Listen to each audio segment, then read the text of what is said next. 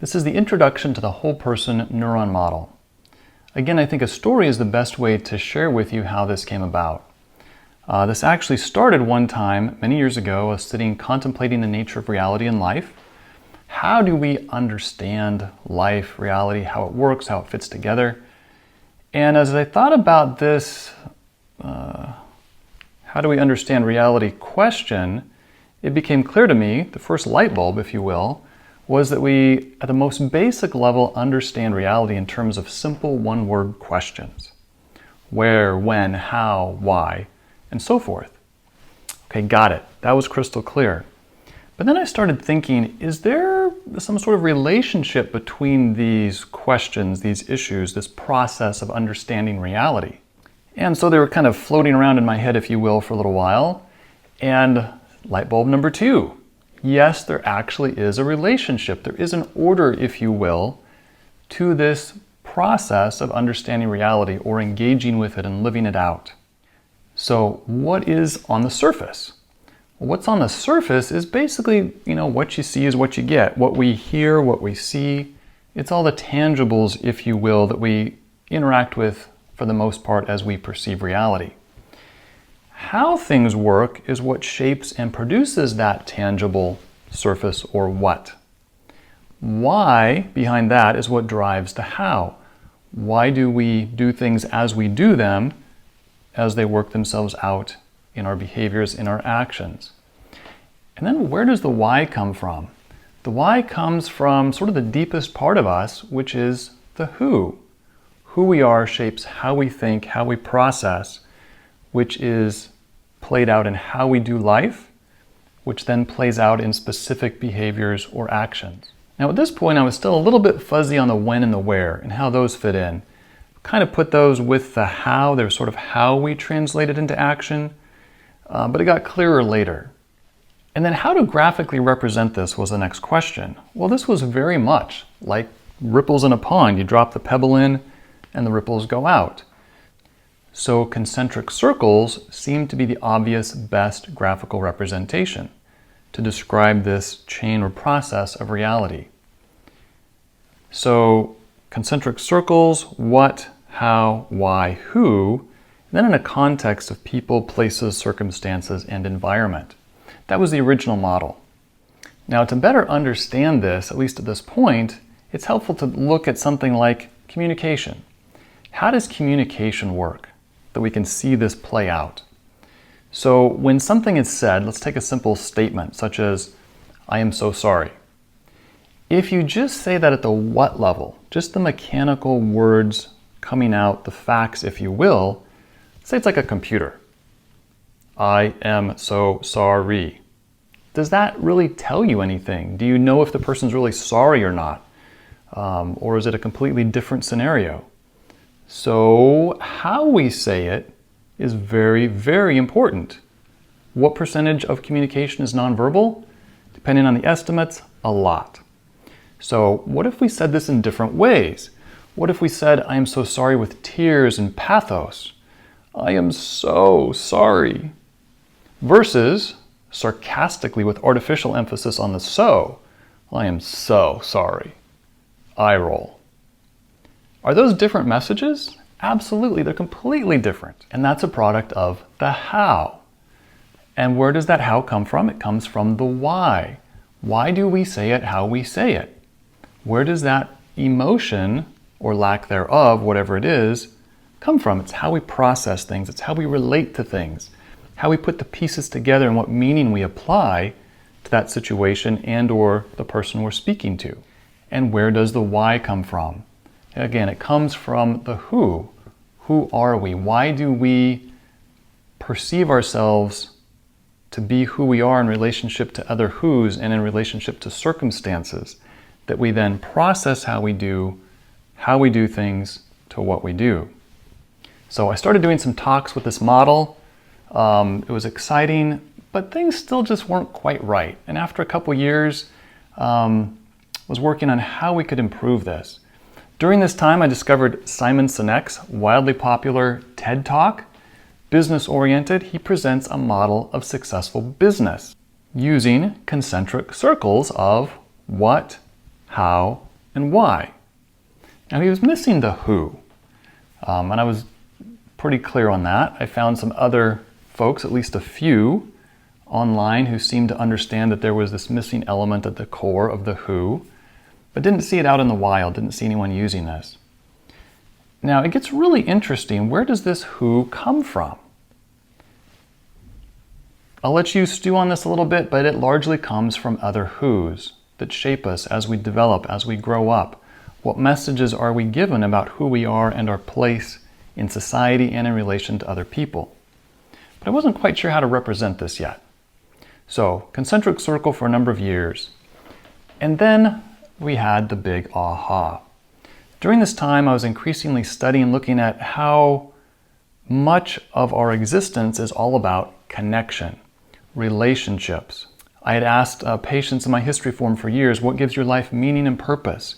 And it was always relationships. So I began to understand that this was a primary function, a primary focus of our existence. It's what made life worth living, if you will. So the big aha was at one point I came across, while thinking about this, pictures of neurons. I said, that's it. Neurons exist to connect. It's all about connection. If a neuron doesn't connect, it has no point in being. We are the same way. The researchers that study human behavior, sociology, and all of this, like Brené Brown with her extremely popular TED Talk, one of the things she states in there is that researchers across the board who study human beings conclude that we are here to connect. Thus, the neuron paradigm was born. All components, all these layers, the who, why, how, what, and so forth, are all there basically for the purpose of facilitating the connections, the relationships. They're all a dynamic part of this. And in fact, they're actually all included in all of those connections, all those layers. Even the spiritual is part of our relationships and connections. Now, there's a ton of science we could look at, all kinds of human experience and examples we could give. We don't have time at this juncture. In this process, it also became apparent that we have different kinds of connections, but they basically fell into two groups. One is person to person, or regular connections, be they close, distant, in between, casual, and so forth. And one is what I call the vertical, or the spiritual. Mankind has pretty much consistently throughout human history worshipped some deity, the Great Spirit, God, whatever it was in a particular time or culture. There's always been this reaching out to the divine, seeking for connection in the vertical. It also became clear over time that the where and the when were basically the time-space fabric or continuum in which we exist and do our connecting and living. Very important, very impactful, but not an inherent part of who we are per se. Now, what gets really cool is that these different fundamental one-word questions also correlate perfectly with different aspects of human nature. The what is equivalent to the physical. The how is equivalent to the emotional. The why, pretty self-evident, the mental. And the who is the spiritual.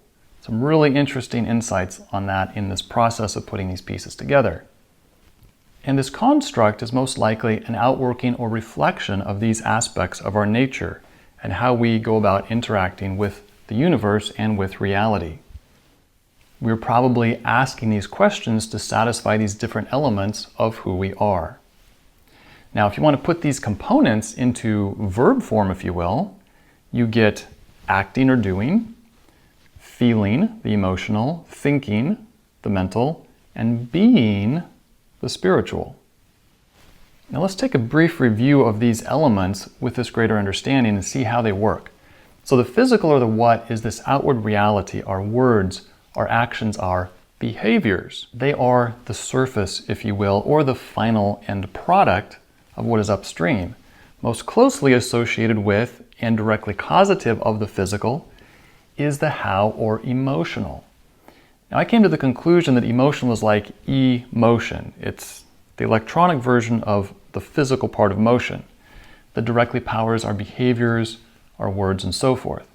Well, it turns out, actually I just dug into this recently, Our English word emotion originates from Latin, meaning to move or to move out. So yes, in fact, we have as human beings understood this for a long time to be the case where emotion is what moves us to action. Now, it's important to understand that on the incoming level, it's also the filter through which all of our information and stimuli pass. The colors are perception. The thinking, or the why, is actually a lot like a computer. It's the logic process. It's the database. It's the long-term memory, the short-term memory, the processes. And those patterns of understanding things relative to our past experience and the patterns of processing incoming information relative to that old experience and information in the ways that we've become accustomed to doing that. And the spiritual, or the who, gets really interesting. This is not about religion per se, it is about being, as in to be or not to be. And when you observe this in reality and in process, what you always come back to are issues of identity and issues of value. These are fundamental aspects of who we are. Who are we as an individual, and in what relationship to other who's on the horizontal, other who's on the vertical? And in that context, do we have positive or negative things coming in through those relationships? And do we have value, or do we not have value? Now, over the last number of years, as this model's been developing, I've been throwing anything and everything I can at it. See if it holds water, if it falls apart in different scenarios. And I'm actually excited to tell you, I have found it to be solid as a rock, if you understand it properly and how things work. Now, there are a couple really important concepts. One of those really important concepts is directionality. And just like the pebble in the pond that sends the ripples out, this is how we work. We function from the inside out. If you try to affect the ripples in a pond from the outside in, lots of luck. You're going to be there a long time and it's really not going to work out. The same is true in real world life. People that try to do life from the outside in, with physical being the priority, these are the people that are addicted, that are doing chemicals to feel better, to either numb some of this deeper aspects or distract from negative things, to cover up relationship problems, whatever it is. It just fundamentally doesn't work from the outside in. So this is really a complete flip for the typical behavioral focus of medicine in modern healthcare. Whether it's take your pills or eat your broccoli, both are focused on the superficial behavioral level or dynamic. The big paradigm shift is reversing that process, reversing that flow, reversing priorities in clinical care, in clinical practice, such that you're prioritizing these deeper aspects of the person over their behaviors. And that's going to feel pretty foreign and pretty uncomfortable to many of us in today's healthcare environment. It is really important to understand that positive transformation of lifestyle behaviors is a product of positive transformation on the deeper levels of whole people, not the other way around. So, we are excited to share with you, to give you the whole person neuron model of human existence and function. If you learn to look through this framework with your people, with your patients, to understand how things are ticking, and to engage with them for positive change as whole people, you will be a clinical powerhouse in lifestyle medicine and in patient care. And look for our other video on the purpose of existence. If you really understand what the end goal is, it makes a profound difference in terms of how you go about things and understand what this is all about.